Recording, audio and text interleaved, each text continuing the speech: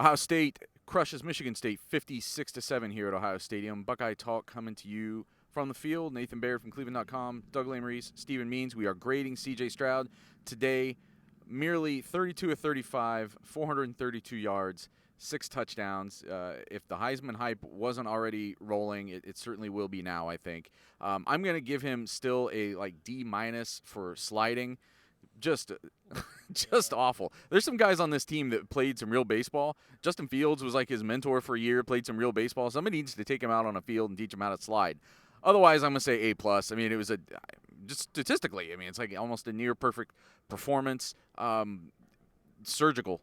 And everything I think we thought coming into the season, where this team was going to have so many weapons, these receivers were going to be so consistently open against most of the teams on the schedule, and Stroud could feast on that.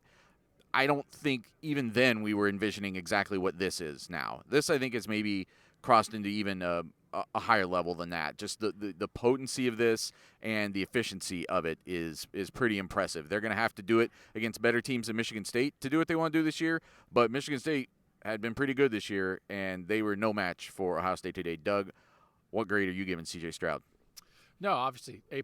I thought you could see it happen. I wrote about it right after the game. For instance, the 77-yard touchdown to Garrett Wilson. He looks to the left, holds the safeties, knows he has Garrett Wilson winning a one-on-one battle on the outside, puts the deep ball right on his hands for a 77-yard touchdown. But he says he tells his receivers, you beat your guy, and I'll hold the other defenders, and then that's how he opens up. He is helping them look as open as they are because he has such a mastery of the offense right now.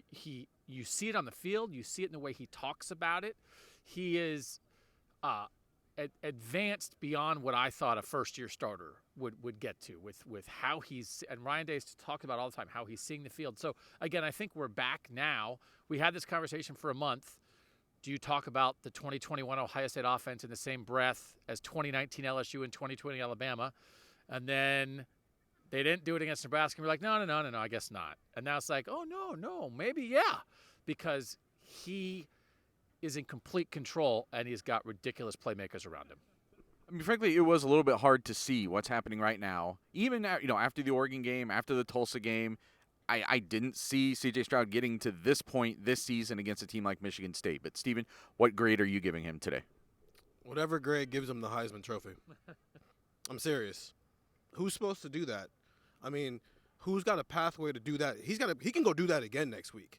And then he can go do it again against Wisconsin.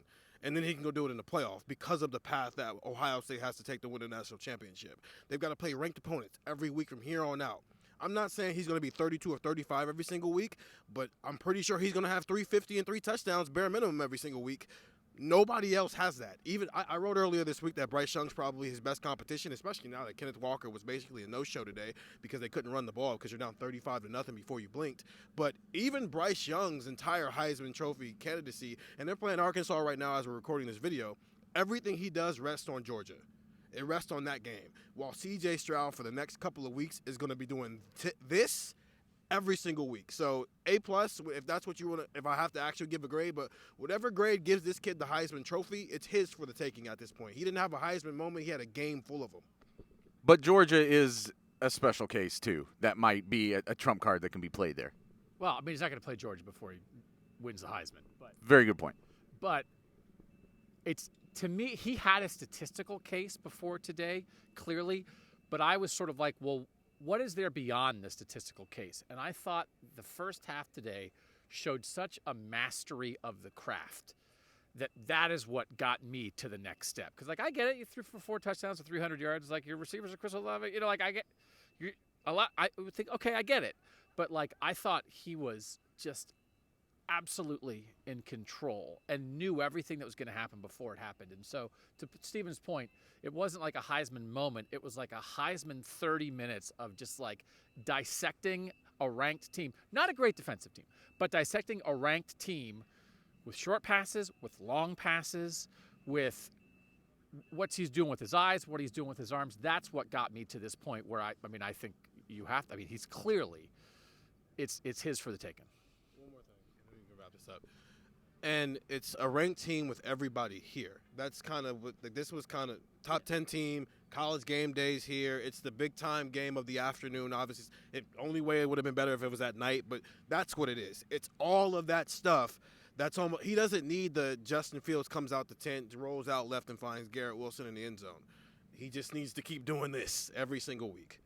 Well, I think there's something to be said for if Ohio State is in that conversation, 2019 LSU, 2020 Alabama, the best players on those teams won the Heisman. Yeah. And I don't know if he's the best player, but he is the centerpiece of the offense that we're talking about in that conversation, and that certainly puts you in that Heisman conversation. Get the text 614-350-3315. We'll be bringing you coverage all week heading into the game.